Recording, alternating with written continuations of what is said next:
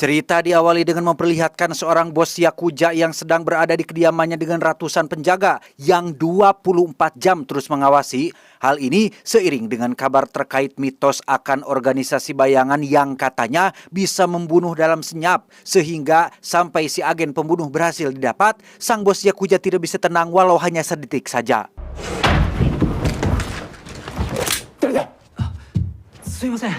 Dan ya, si bos pun sempat ngejengkang saat anak buahnya membawa seorang wanita musisi yang datang untuk menghiburnya, di mana si bos langsung menyuruh semua penjaga untuk keluar sebentar, yang hal ini adalah suatu kesalahan besar karena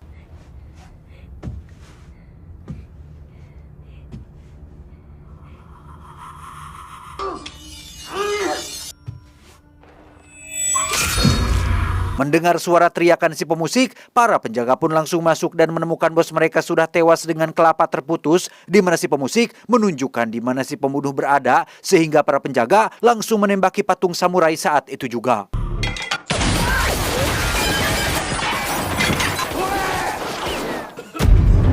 Dan ya, si pembunuh pun muncul tepat di tengah-tengah mereka semua, di mana ini akan menjadi awal dari kebrutalan tingkat tinggi, dan inilah yang terjadi.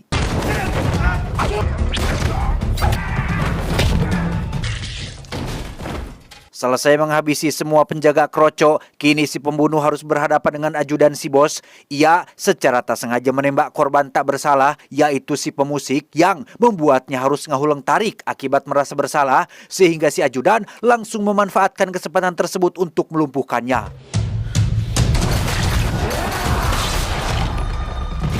Si ajudan langsung membuka topengnya dan alangkah terkejutnya dia saat menyadari jika itu adalah seorang perempuan. Tak lama lampu pun padam, bukan karena habis token tetapi karena memang sudah disabotase oleh seseorang, yaitu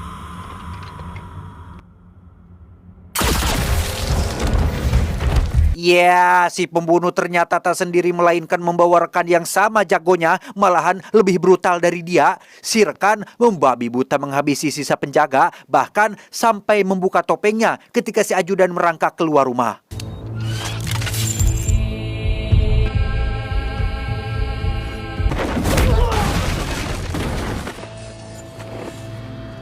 Setelah menghabisi semua orang sampai tak tersisa, si rekan yang sama-sama perempuan pun langsung membangunkan si agen pertama yang ternyata hanya pingsan saja.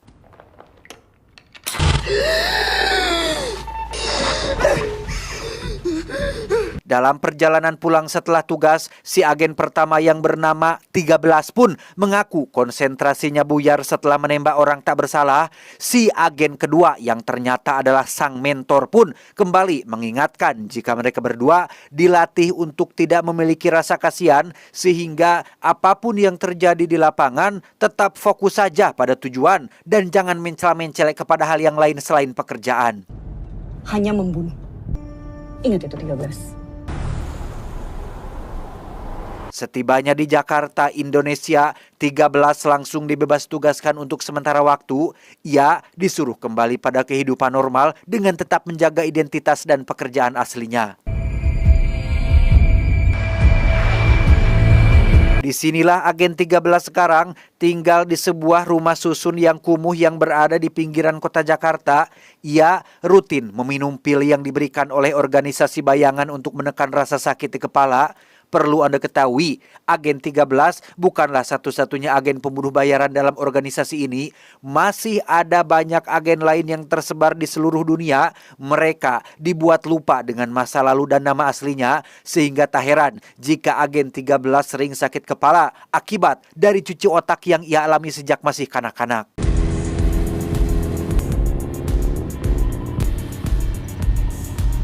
Satu minggu berlalu, agen 13 pun pergi ke gedung kosong untuk menghubungi organisasinya. Alih-alih sudah bisa bertugas kembali, operator mengingatkan agar agen 13 tidak lupa mengkonsumsi pilnya dan tunggu sampai ada kabar selanjutnya.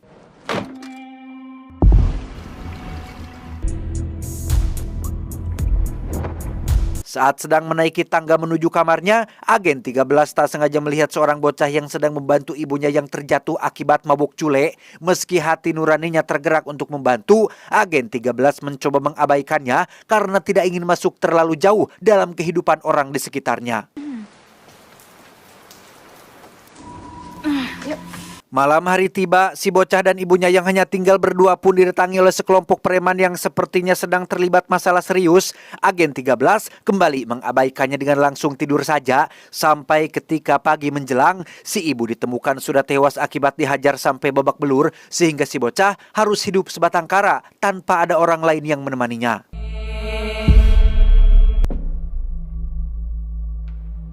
Saat agen 13 sedang makan bakso di warung, si bocah yang bernama Monji pun meminta siksa makanan yang tidak habis. Disitulah mereka berdua berkenalan dan mulai menceritakan tentang penyebab kematian si ibu yang ada hubungannya dengan seseorang bernama Haga. Entah siapa si Haga-Haga ini, agen 13 yang ingin menghibur Monji pun mengajak dia berkeliling menggunakan sepeda motor dan itu cukup ngabang balerkeun kesedihannya. Makasih ya, Kak.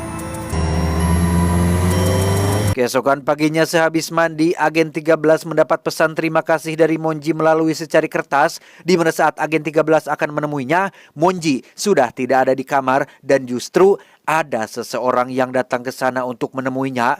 Dia bernama Jackie, orang suruhan Haga yang diutus untuk mencari sesuatu di rumah Monji yang ternyata adalah narkoba dan sejumlah uang yang telah dicuri oleh ibunya.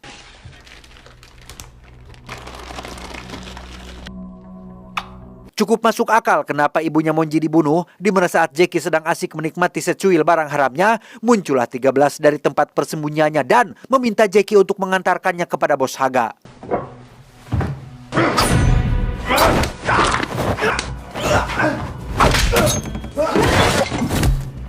Di mana Monji? Bawa aku ke dia. Ke siapa? Kagak. Ayo cepat. Dalam perjalanan menuju ke tempat Haga, agen 13 pun meminta Jackie untuk menceritakan siapa Haga dan apa pekerjaannya. Jackie langsung menunjukkan baliho paslon Cagup dan Cawagup yang merupakan bapak dan anak yang tiada lain adalah orang di balik Haga yang menguasai bisnis narkoba dan beberapa tempat hiburan di Jakarta. Polisi? Polisi. Ini Jakarta, Neng.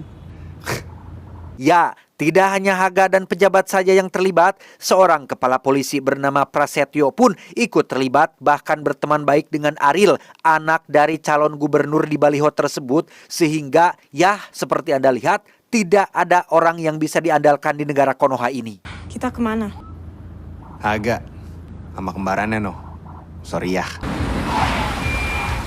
Setibanya di Monros atau tempat hiburan yang dikelola oleh Haga, agen 13 langsung diajak bertemu dengan adik Haga yang bernama Sorya. Tidak jauh beda dengan Haga, Sorya adalah sosok yang sama-sama kejam dan hanya mementingkan uang. Mendengar agen 13 punya informasi berharga, Sorya pun mengizinkannya untuk bertemu langsung dengan Haga.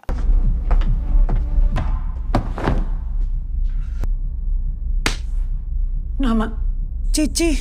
Sorry ya, maaf. Bos Aga di mana ya? Awas kalau infonya nggak penting.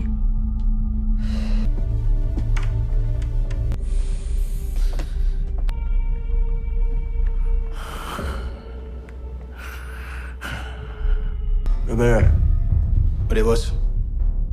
Udah gua amanin tempatnya si Astri. Muka lo. Lo pakai barang gua. Kagak, bos. Itu emang mau gua kasih ke lu. Cek. Dia bawa cewek ke sini. Katanya buat kamu. Saat Jackie menemui Haga dan meninggalkan agen 13 di ruang pengawas, 13 langsung memeriksa rekaman CCTV yang memperlihatkan Monji pernah dibawa ke tempat ini, sehingga tak buang waktu lagi, agen 13 langsung nyerenteng ke ruangan Haga, menghantam Sorya sampai pingsan dan melakukan duel 1 lawan 1 dengan Haga. Sumpah bos, gua kagak tahu. Tiba-tiba muncul aja nih. Mana Monji?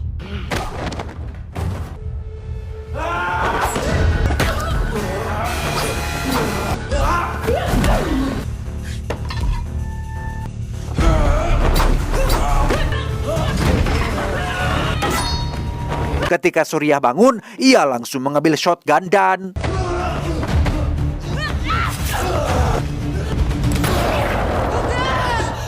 ya, Haga pun mati ditembak oleh adik sendiri, di mana saat Sorya kabur untuk memanggil para penjaga, agen 13 menyuruh Jackie untuk bawa sekalian gadis yang sedang mabuk parah. Namun sesampainya mereka di lorong, para penjaga sudah menunggu 13 di sana sehingga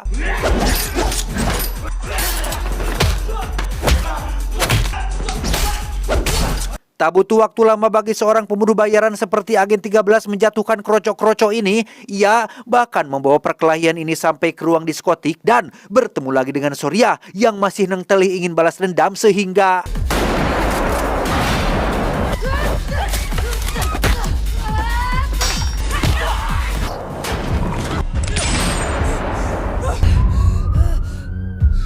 saat terdengar suara sirene mobil polisi, keributan pun langsung bubar dengan agen 13 dan Jackie yang langsung pergi. Jackie meninggalkan gadis Elsie di samping jalan dan langsung cabut meninggalkan tempat tersebut.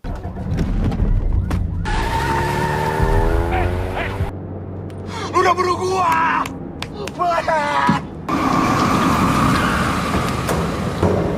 Sini lo.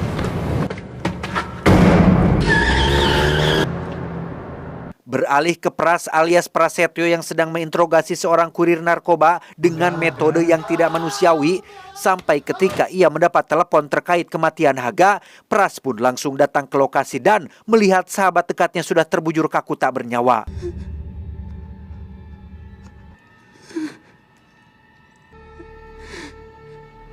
Pras langsung menghubungi Ariel untuk memberitahu tentang kematian Haga. Dan inilah sosok Ariel, sang calon wakil gubernur dengan pasangannya yang merupakan bapaknya sendiri. Berbanding terbalik dengan foto yang ada di baleho, pakai peci, kedua tangan posisi salam, dan moto untuk mensejahterakan rakyat. Faktanya di balik itu semua, Ariel dan bapaknya adalah sosok yang sangat kejam, korupsi, jahat, tidak manusiawi. Bahkan biaya kampanye yang mereka gunakan adalah bersumber dari bisnis kotor mereka. Selesaikan semuanya. Stres dengan pekerjaannya sebagai politikus muda, Ariel punya kebiasaan yang sangat membagongkan. Ia punya ruang tahanan sendiri di bawah rumahnya. Biasanya diisi dengan para wanita random yang ia ambil dari tempat hiburan. Namun kali ini Monjilah yang jadi sasaran sehingga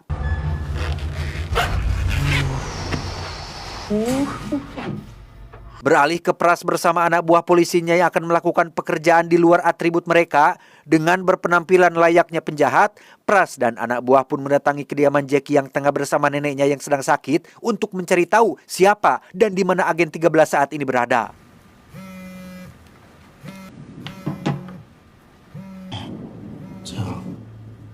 Di saat yang sama, 13 mendatangi gedung kosong tempat telepon organisasi berada. Ia tanpa izin mengaktifkan protokol darurat agar bisa mendapatkan sepucuk pistol.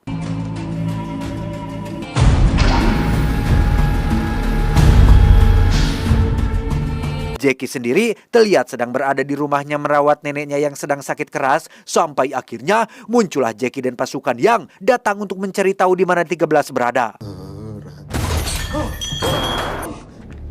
Di mana, Jack? Bang.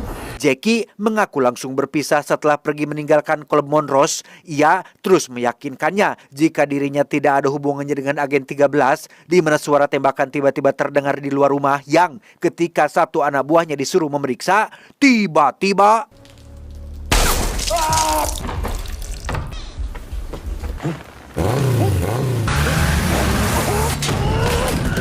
ya, muncullah agen 13 dengan sepeda motornya menghabisi semua anak buah Pras dan adrenalin bercampur kebrutalan pun kembali terjadi.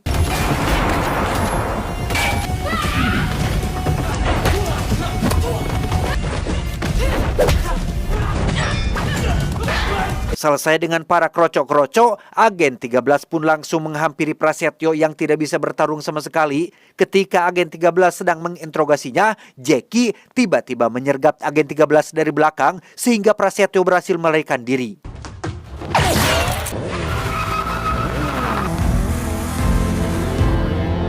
Dengan cepat, agen 13 langsung mengejar Prasetyo sampai ke kediaman Ariel yang berlokasi di sebuah rumah mewah hasil korupsi, di mana agen 13 akhirnya dengar cadas tatkala Ariel ujug-ujug muncul dari samping dan inilah yang terjadi.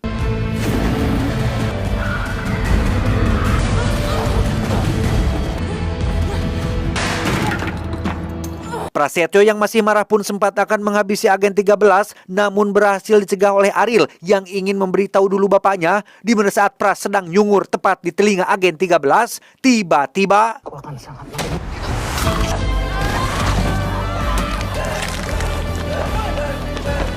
Ya, Prasetyo pun maut dibunuh oleh agen 13 sehingga Ariel langsung membuatnya pingsan dan akan dibawa menuju ruang penyekapan.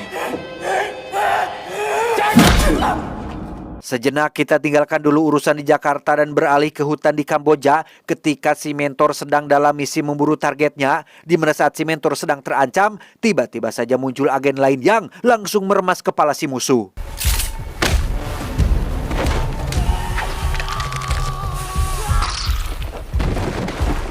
Dia bernama Troika, agen pembunuh bayaran cabang Cicalengka yang diutus untuk mendampingi si mentor dalam misinya. Mereka terus berjalan sampai ke dalam hutan sampai akhirnya menemukan sebuah gubuk tempat si target berada. Troika menyuruh si mentor untuk masuk sendirian sementara ia akan menghadapi musuh yang ada di luar.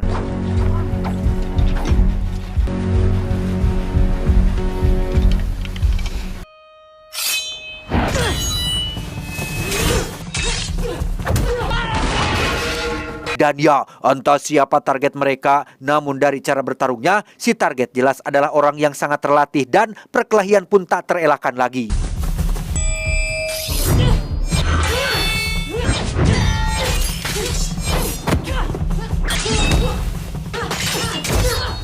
Saat target sudah jatuh, si mentor cukup terkejut saat menyadari jika dia adalah mantan anak didiknya sendiri alias agen pembunuh bayaran yang sempat dinyatakan berkhianat.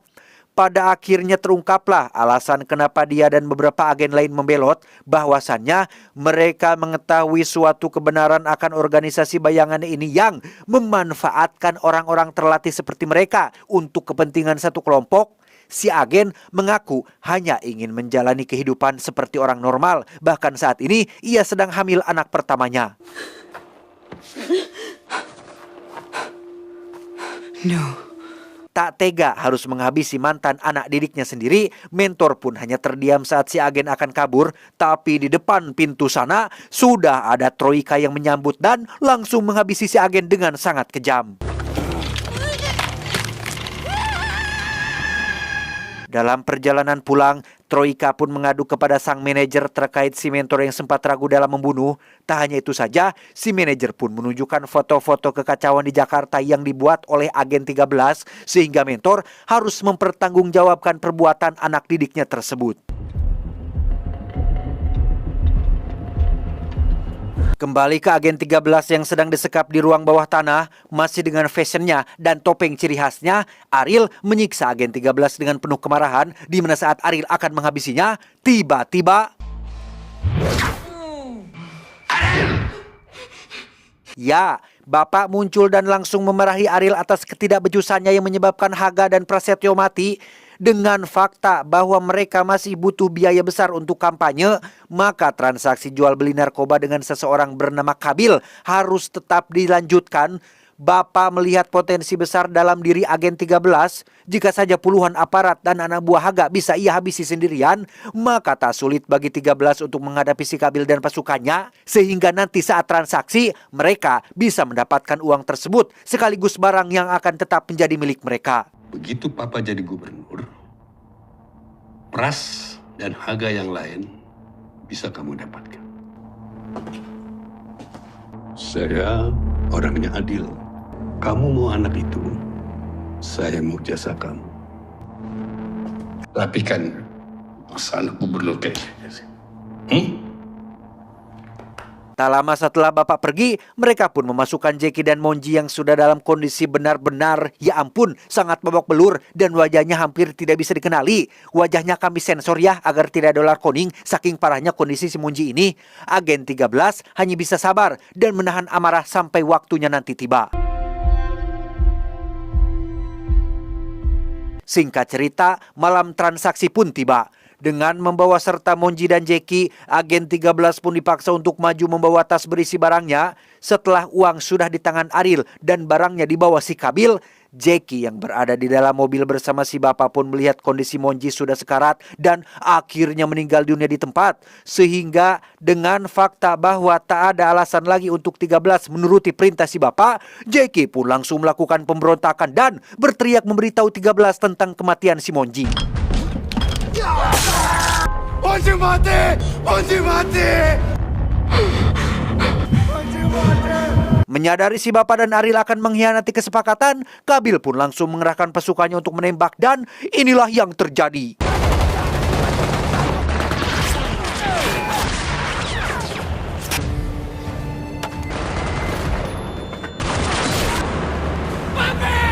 Dan mamam, si Bapak pun mati dibunuh oleh pasukan Qabil, di mana Aril yang melihat pun langsung mengambil senjata dan mulai membabi buta menembaki semua orang.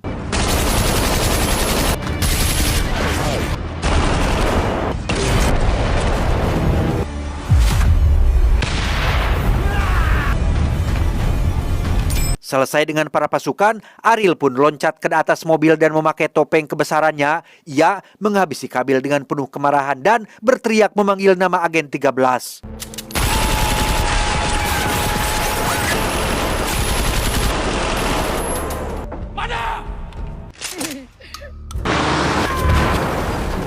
Dan ya, Surya pun maut ditabrak oleh agen 13, di mana Aril dan pasukan pun langsung bergerak untuk memburunya dan...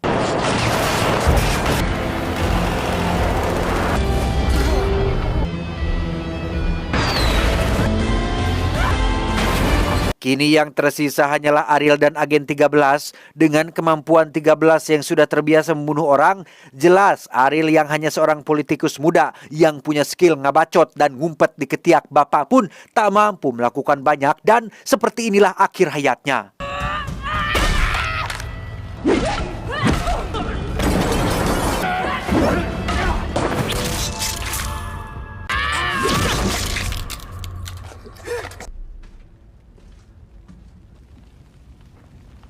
Setelah semuanya selesai, agen 13, Jackie, dan Mondi yang sudah maut pun pergi meninggalkan tempat tersebut dengan mobil ringsek sampai akhirnya...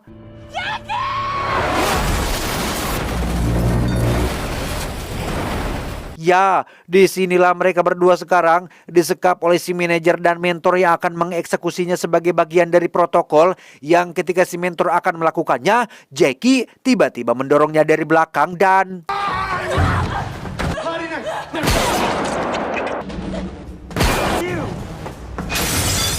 Ya, Jackie pun maut ditembak oleh si manajer, di mana Troika diutus untuk mengejar agen 13 dan pertarungan antar agen bayangan pun tak terelakkan lagi.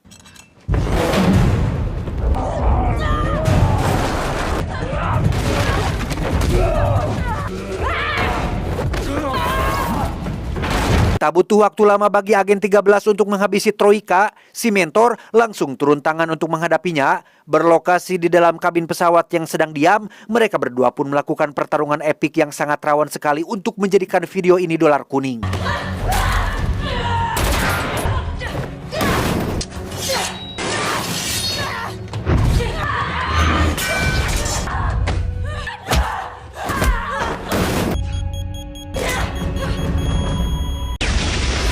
Setelah terkena ledakan, si mentor pun kembali bangkit dan berniat untuk menghabisi agen 13. Di saat yang sama pula, muncullah si manajer yang terus mendesak agar mentor segera melakukannya. Tapi apa yang terjadi?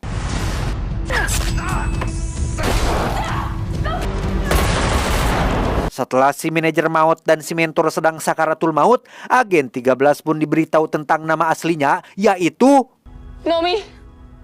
Nomi bangun, Nomi! Ya, ternyata si mentor adalah ibu kandung agen 13 alias Nomi yang sejak kecil dididik dan dilatih sebagai pembunuh. Benar kata si agen hamil yang ada di hutan Kamboja, organisasi bayangan hanya memanfaatkan mereka semua, para agen, untuk melakukan perintah tanpa bisa kembali ke kehidupan normal mereka lagi. Terakhir, kita akan melihat 13 alias Nomi sedang menguburkan ibunya di pemakaman umum, di mana sepasukan agen bayangan pun tiba-tiba muncul, yang ternyata itu adalah agen pemula bernama agen 14, yang jika dia menghabisi Nomi, maka peringkatnya akan naik menjadi agen 13, tetapi...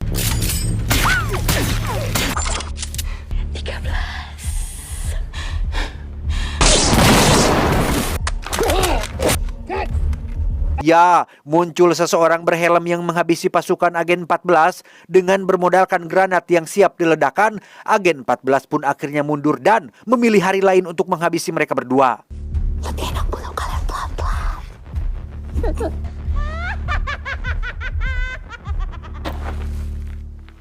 Dia baru permulaan. Mereka semua akan datang untukmu. Dan tebak siapa orang di balik helm hitam ini?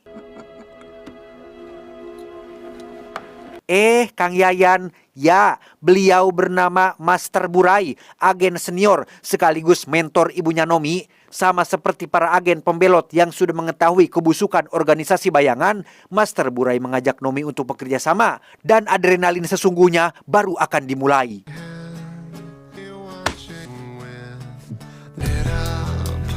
Tamat, ending yang cukup Mang Yayan ruhyankan. Gimana teman-teman? Seru banget kan filmnya? Kang Yayan datangnya belakangan sih, jadi kita nggak bisa lihat dia beraksi. Pesan yang bisa kita ambil dari Ariel dan bapaknya adalah, sejelek-jeleknya manusia adalah orang yang bermuka dua. Dia datang ke sini dengan satu sikap, dan bila datang ke yang lain dengan sikap yang lain. Ingat, tidak mengapa kita dibenci karena menjadi diri sendiri, daripada disukai karena pandai memerankan muka kedua. Saya John mewakili jajaran direksi yang bertugas mengucapkan terima kasih dan sampai jumpa di video selanjutnya. Adios, cung curungan anak uncal.